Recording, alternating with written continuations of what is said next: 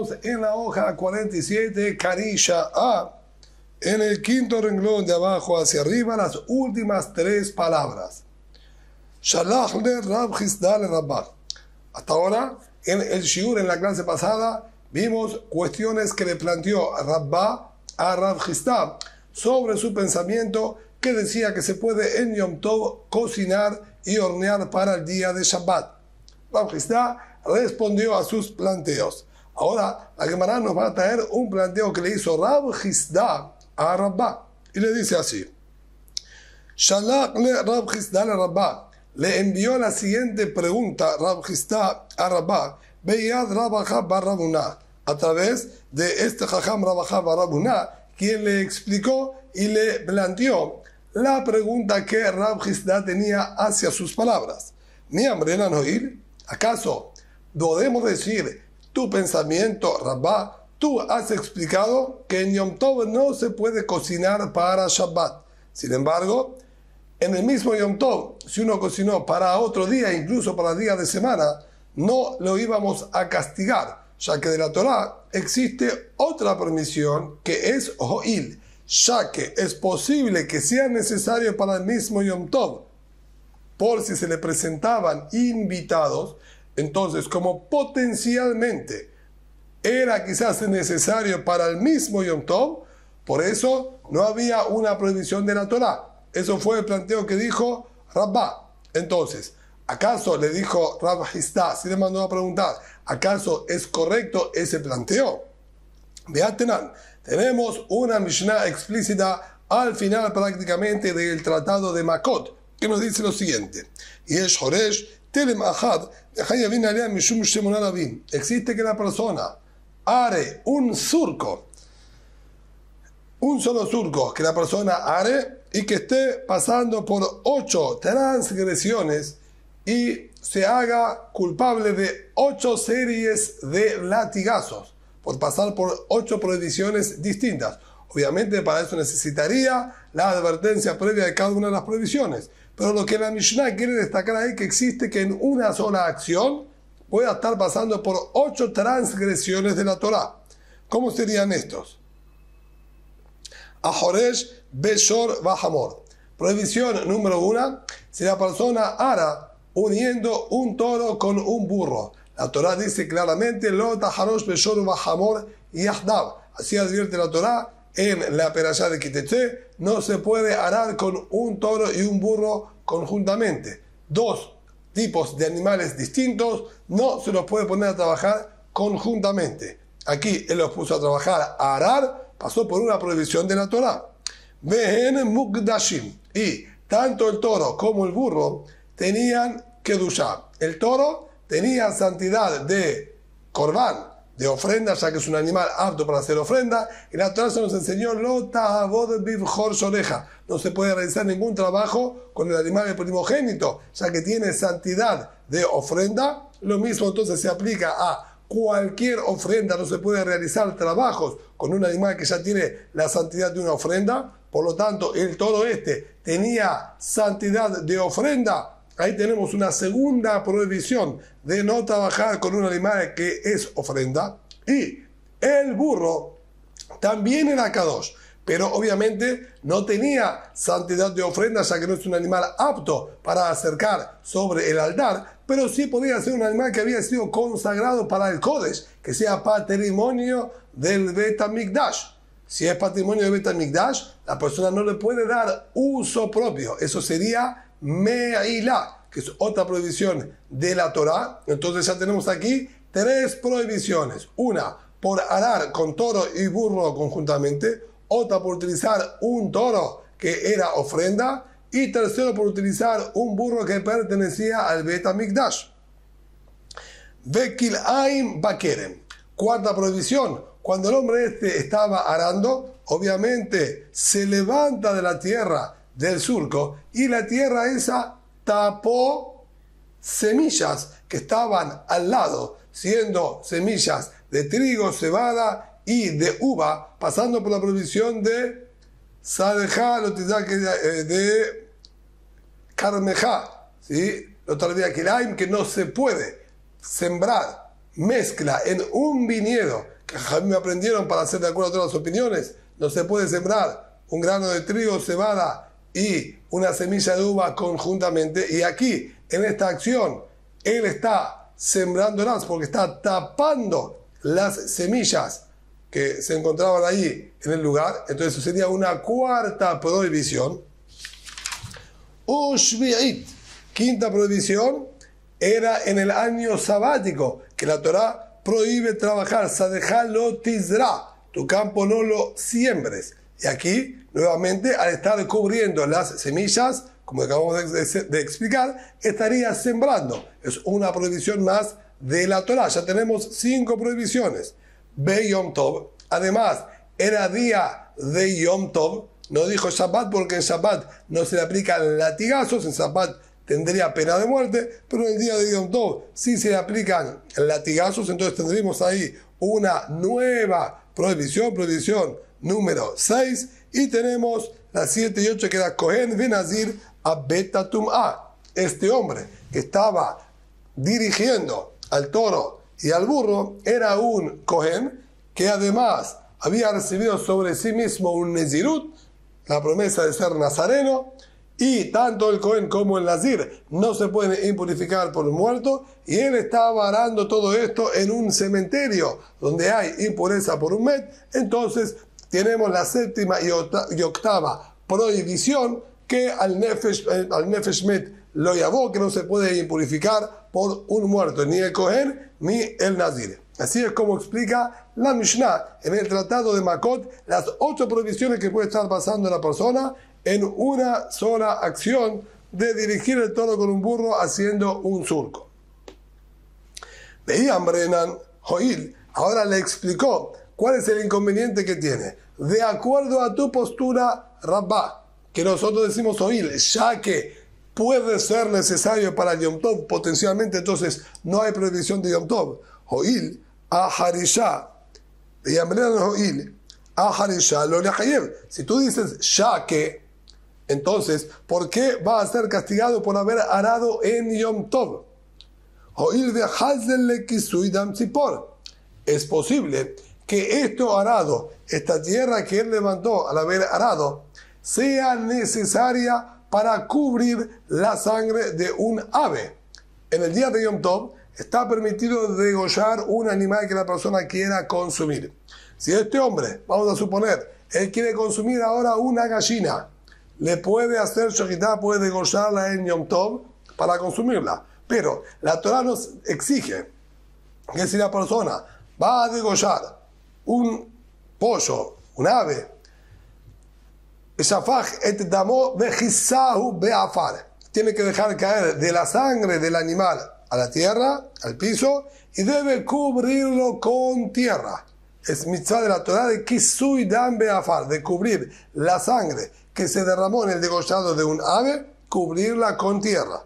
Entonces, en Yom Tov está permitido degollar un animal y está permitido cubrirlo con tierra. Por lo tanto, ¿por qué tú dices que al haber levantado tierra con el arado, él pasó por una prohibición en Yom Tov? Si es posible que esa tierra que él levantó con el arado sea necesaria para cubrir la sangre de un ave que él degolle, y eso está permitido en Yom Tov. Y si tiene potencialmente una necesidad de permitida en Yom Tov, de acuerdo a tus criterios, no tiene que estar en una falta y no se le aplicaría malkut, latigazos, ya que hay manera permitida potencialmente. Amar Rapapá Bar Shemuel, dijo Rapapá Bar Shemuel, Ba'avanim me kurzalot. Aquí él estaba arando en un terreno medio rocoso, de una roca blanda, pero al fin y al cabo son rocas, y con rocas no es posible hacer kisui adam, no es posible cubrir la sangre del animal. La Torah exige que sea polvo, tierra, no rocas. Y se llamará reuyot de kotshan. De todas maneras, no tendría que estar en falta, porque una vez que él pasa con el arado y levanta estas piedras, hacer piedras blandas, es posible molerlas y utilizarlas para cubrir la sangre. Entonces también potencialmente tiene una habilitación para el mismo Yom Tov y no tendría que recibir malkuyot. Uktisha b'yom tov mishare. ¿Acaso moler en Yom Tov algo no comestible está permitido? Esto ya no estaríamos dentro de la habilitación que nos dijo la Torá. Entonces, evidentemente, sí se estaría en una infracción, ya que él está realizando un surco, levantando rocas, piedras, y esas piedras que él está levantando no es posible darle un uso permitido, ya que debería aplastarlas y molerlas, y no está permitido hacer esto en Yom Tov. Reunión de Kochan y la Hariad. Digo, sí, ¿cómo que no? Es verdad que de la Torá no se puede moler de la manera habitual, pero si él muele de manera anormal, cambiando en la forma de molerlo, está permitido de la Torá.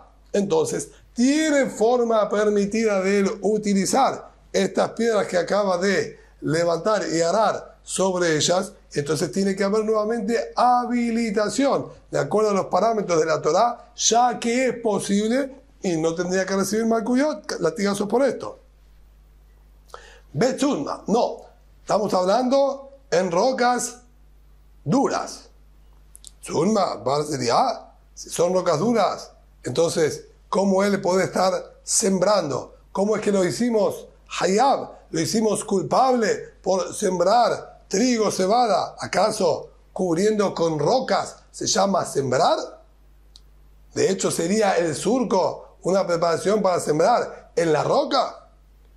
Se llamará Tzunma milemara beafalti howah milemata. No. Había roca en la parte superior. Debajo de la roca había tierra. Entonces él pasó con el arado levantando la tierra y quedó levantando la piedra y formando un surco debajo de la piedra que había tierra. Entonces se llamará, si es así, nuevamente, ¿por qué entonces lo estás sancionando por haber realizado una labor en Yom Tov? El problema entonces es por la tierra que levantó, no por la roca. La tierra que levantó sí la puede utilizar para poder cubrir la sangre de un animal que quiera degollar. Nuevamente nos encontramos con el inconveniente. Con la tierra sí se puede cubrir, y con la tierra la que tenemos el problema de arar. La roca firme que está arriba, no hay problema de arar porque no existe arar y sembrar en la roca. Para eso explicaste que había tierra por debajo. Si hay tierra por debajo y el problema es arar en la tierra esa sí la podemos utilizar de manera permitida. Por lo menos potencialmente hay forma de utilizarla, de acuerdo al concepto de Joil. Ya que es posible, entonces que no haya latigazo nuevamente. Ela, Amar Mor Barrabaché, si no explicó Mor Barrabaché, Betina. Estamos hablando en una tierra lodosa. Era barro líquido que se puede sembrar ahí, pero no es posible cumplir con la misa de que su irdam beafar, ya que la Torah dijo que tiene que ser algo que es como el polvo. Betina, Barzeriahu, primero la pregunta, dice la Gemara, ¿acaso si es lodo completamente líquido se puede sembrar en el líquido? De hecho, no se formaría en absoluto un surco. Ve matunta, sino estamos hablando que estaba húmedo. No era lodo, era húmedo, muy mojado. Uno hace un surco, va a quedar el surco, pero no va a ser posible cubrir con esto la sangre. ¿Por qué no? Porque cuando nosotros queramos juntarlo para tirar sobre la sangre, va a quedar un solo masacote, un solo bloque.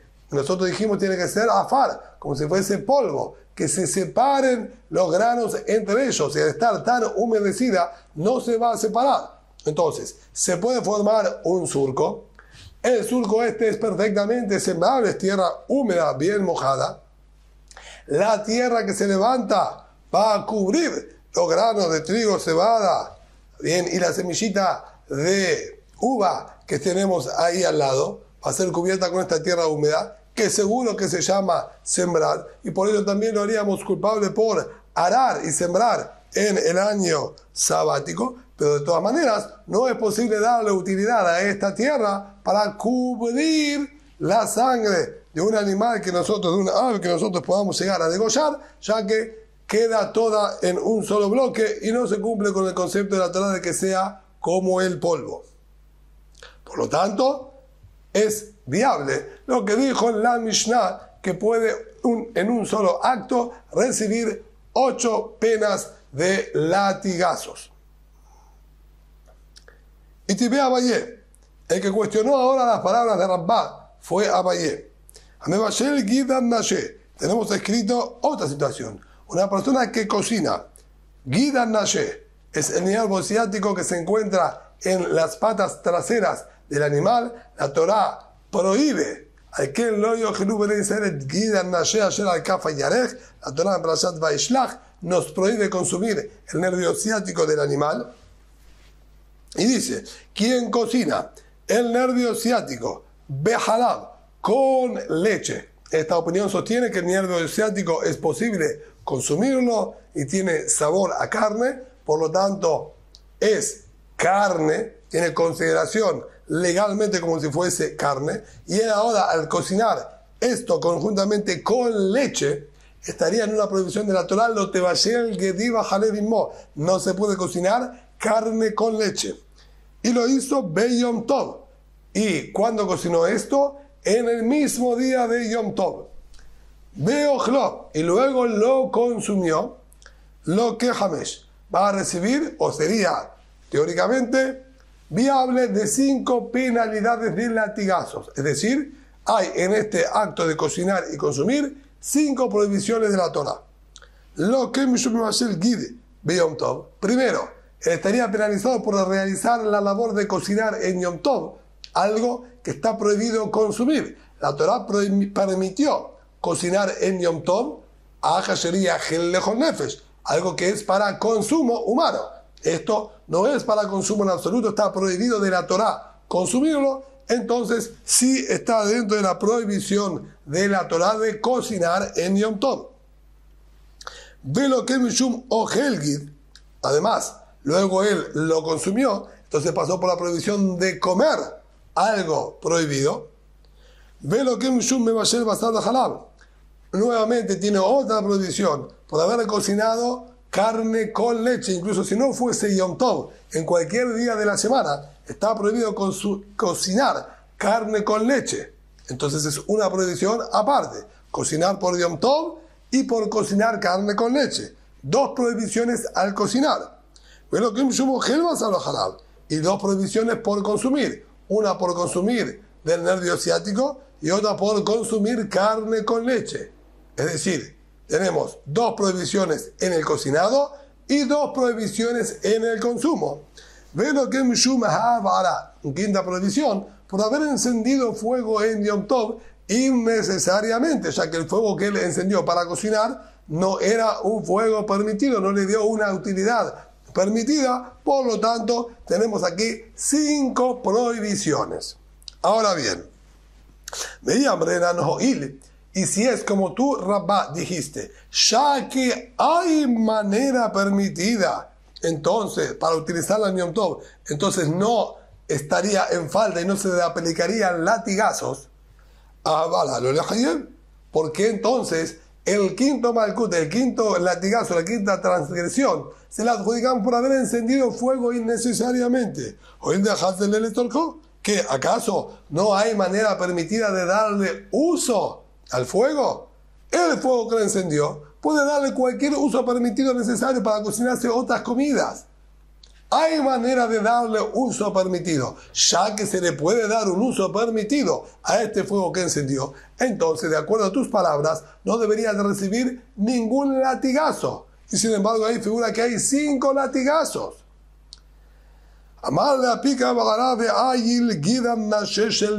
Le dijo, no es esa la quinta prohibición. La quinta transgresión no es por haber encendido fuego. Quítala, esa no es prohibición, eso está permitido.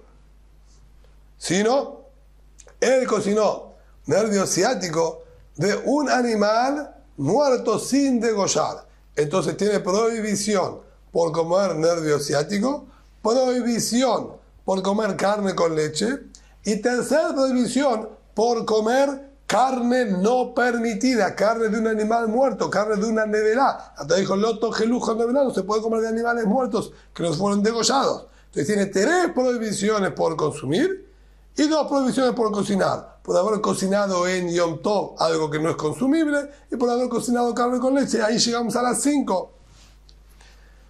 Te dice Amará, no puedo aceptar esa respuesta. Ya enseñó al respecto. Lokin, Shetai, Marajiratov, Shalosh al Bishuló. De las 5 transgresiones, 2 son por el consumo y 3 son por la cocción. Así determinó Rabbi Yahya, así explicó Rabbi Yahya, que las 5 transgresiones están compuestas 3 por la cocción y 2 por el consumo. Y de acuerdo a tu planteo, son 3 por el consumo. Consumir nervio ciático, consumir carne con leche y consumir de un animal muerto. Y no es así. Él dijo que son 2 prohibiciones solamente por el consumo y 3 en la cocción. Así que hay que buscar una tercera explicación en la cocción. Y la única que se me ocurre es por haber encendido el fuego. Y si es por el fuego, no se entiende de acuerdo a las palabras de Rabá, ya que encender el fuego hay uso permitido que se le pueda dar. Entonces, oír, ya que puede tener un uso permitido, no tiene que estar en falta. Veíta, y si fuese como tú estás planteando, Shalosh a la creación me va a ir. Tendría que haber dicho que son 3 transgresiones por el consumo. Ela, aplica a de Aila Semuxe, si no dice nada, tienes razón. Retira la prohibición de encender fuego. Y retira la prohibición por consumir de un animal muerto. No es un animal muerto, es un animal sano, que se lo degolló como corresponde.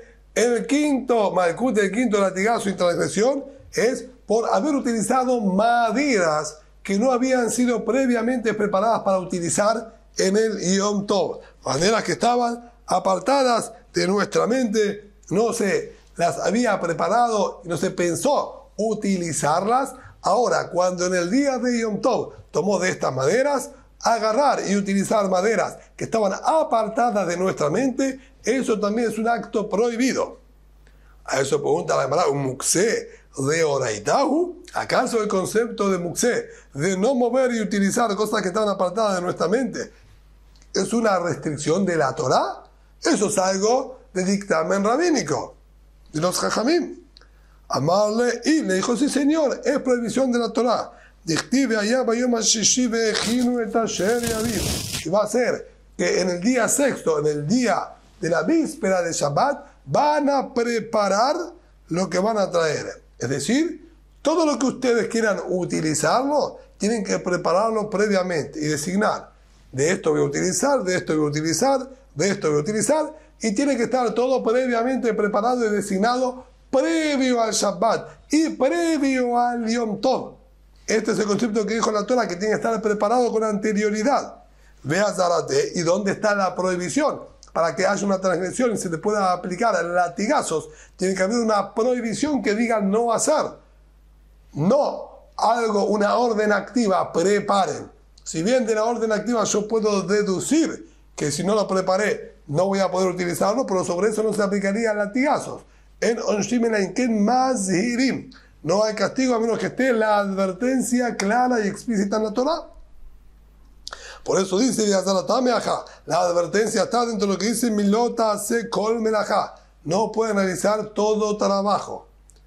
El de preparar lo que no estaba destinado previamente es considerado también una melajá. Cuando la Torah dijo, Vejinu, prepárenlo con anterioridad, quiere decir que el preparar es algo considerado una labor. Y cuando en el mismo día de Shabbat, en el mismo día de Yom Tov, nosotros estamos destinándolo para ese uso, el destinarlo y tomarlo para ese uso, eso mismo es una melajá, es una labor que está prohibida. Y por lo tanto le corresponde que se le dé otro latigazo por haber cocinado innecesariamente en Yom Tov y por haber preparado maderas que no estaban preparadas previamente antes de Yom Tov. Hay 2 transgresiones a la santidad del Yom Tov. Amarle le volvió a plantear y le dijo, disculpa, Be'adhu de Amarta, tú mismo, Rabá, fue quien nos dijo, Ba'ay minne mi Rab Chisda, que en una oportunidad le preguntaste a Rab Chisda, de Amrela Ba'ay minne mi Rab Hunna, que me había sido preguntado por Rab Hunna.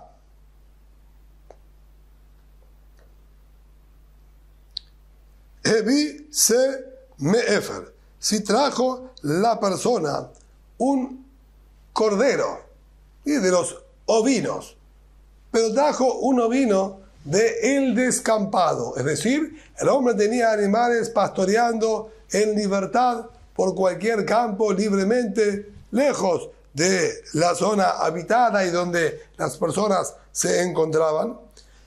Trae ahora en Yom Tov un animal de estos, Ushhatot Tamid de Yom Tov, y lo sacrifican como Korban Tamid, como aquella ofrenda diaria que se traía todos los días, una a la mañana y una a la tarde. La traen ahora en Yom Tov de una ovejita o de un cordero, mejor dicho, ya que el Korban Tamid tiene que ser un macho, es un Korban Olá, un macho de menos de un año, un corderito, lo traen del descampado y lo consagran para Korban Tamid, como una ofrenda diaria, y lo degollan en Yom Tov. Mau, ¿cómo es el din? ¿Cuál es la ley de esta situación?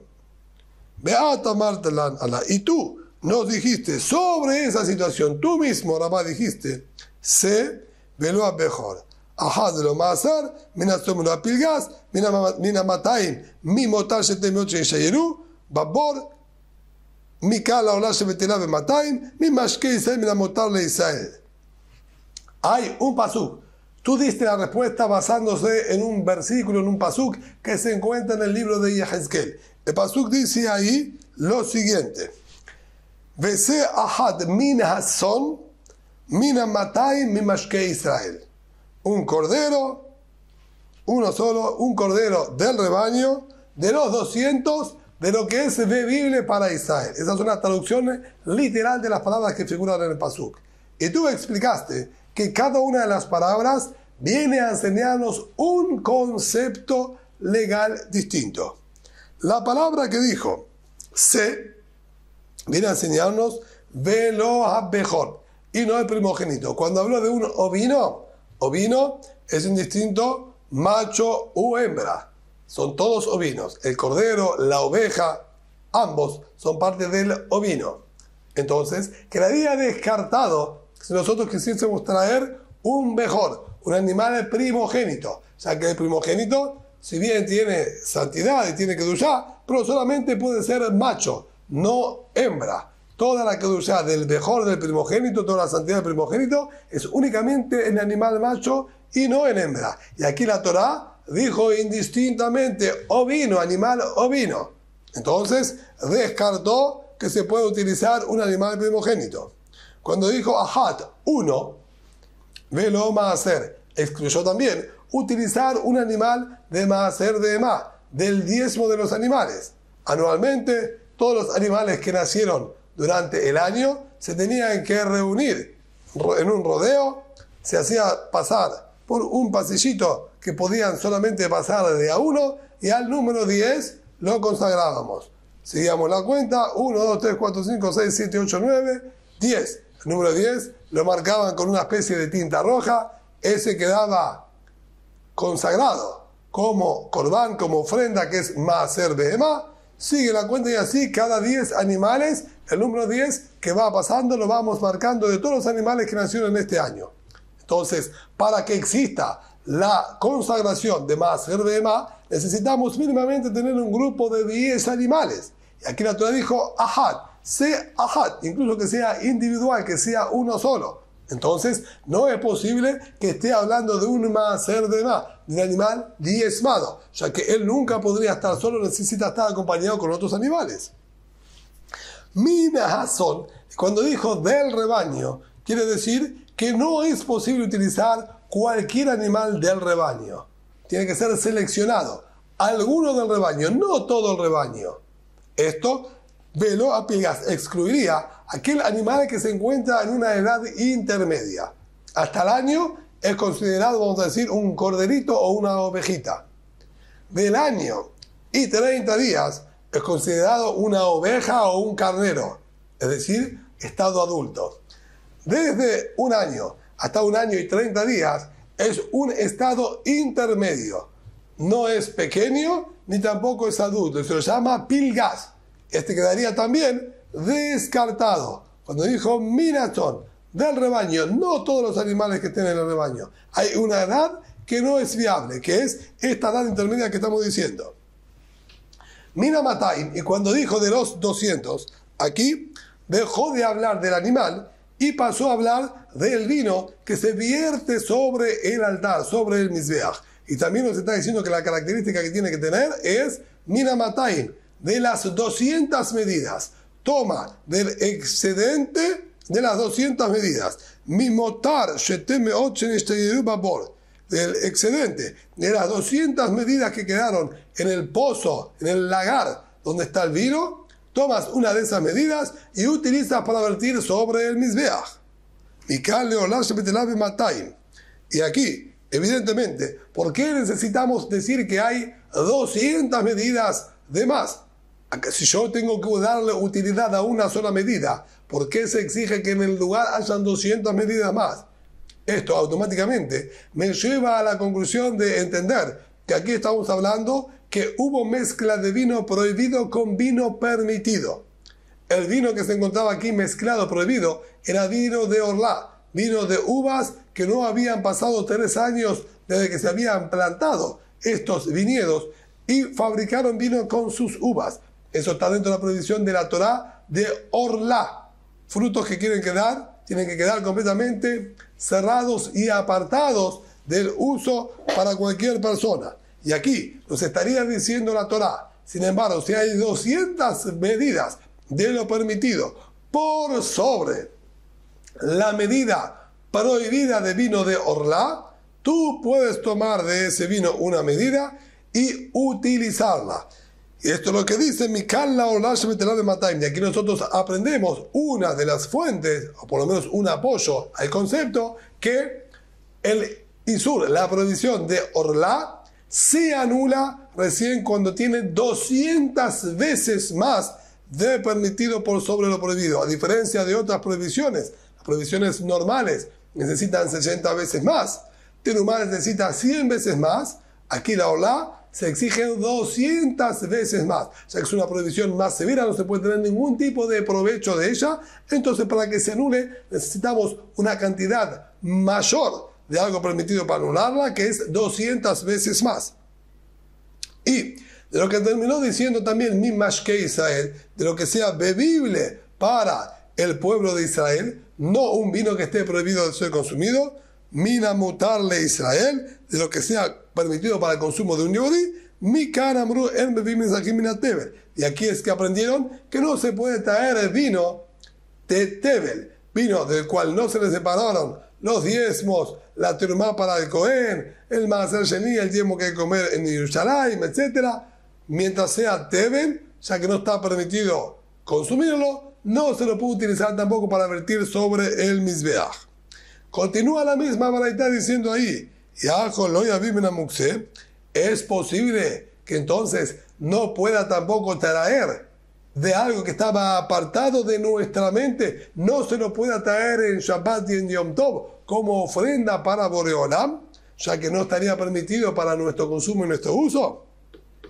A Marta, ahí nosotros decimos, hay que saber diferenciar entre la prohibición de Tebel y la prohibición de Mukseh. La prohibición de Tebel es una prohibición por sí misma. El vino que se produjo, él está prohibido, ya que la Torá prohibió todo lo que la persona produjo y retiró y cosechó de su campo.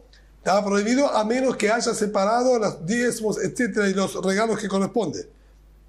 Pero la prohibición es por sí misma, no necesita combinarse con alguna otra situación para provocarle la prohibición.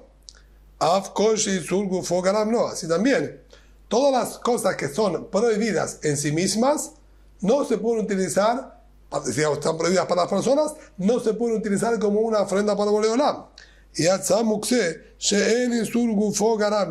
esto descartaría a la prohibición de Mukseh, algo que estaba fuera de nuestra mente. ¿Por qué? Esta prohibición no es una prohibición intrínseca en sí misma. Durante la semana no hay ningún inconveniente, ninguna prohibición de que la persona consuma, mueva y utilice productos que no estaban dentro de su pensamiento haberlos utilizados. Esto solamente se genera en Shabbat o en Yom Tov. Por lo tanto, el que provocó aquí la prohibición es un factor ajeno y externo.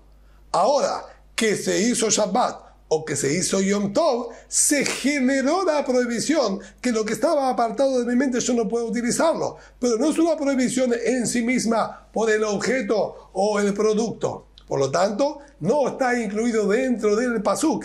Y el Mukseh sí está permitido. Esa fue la respuesta que tú, Rab Hizda, dijiste. De Yamarta y Sur Mukseh de Oraitá. Así explicaste tú ese pasuk.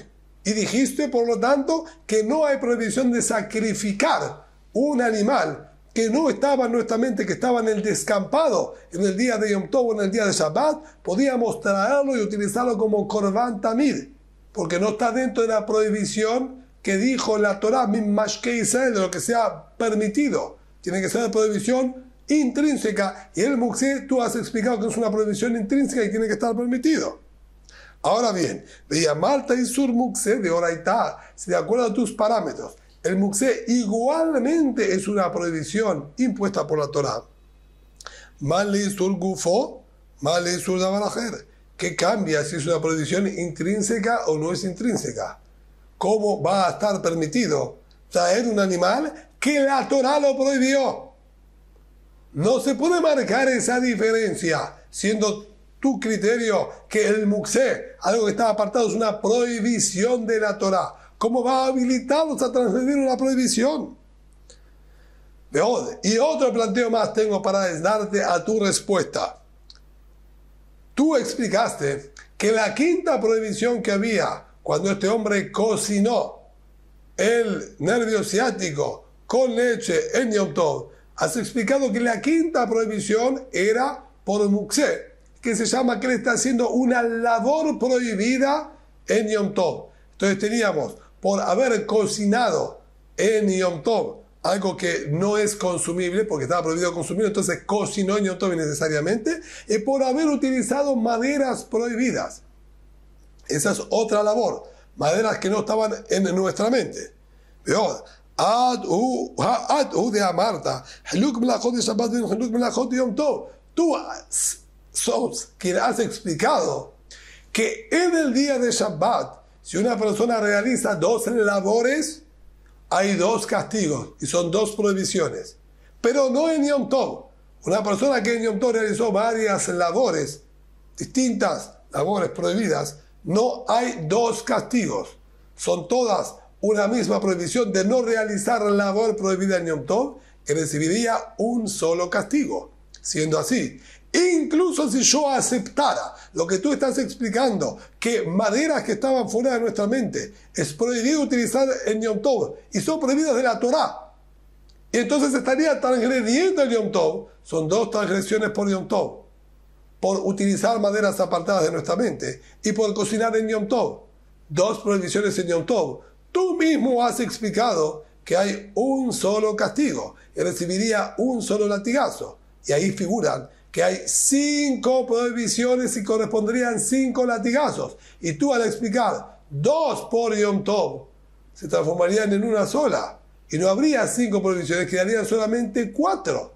Entonces, no es posible explicar, de acuerdo a tus palabras, lo que figura ahí, que son 5 latigazos que le corresponde a esa persona. Entonces, nuevamente, estamos en un inconveniente. ¿Cómo, de acuerdo a tus palabras, Rabá, podemos nosotros explicar esa verdad que dijo que hay 5 latigazos en Yom Tov?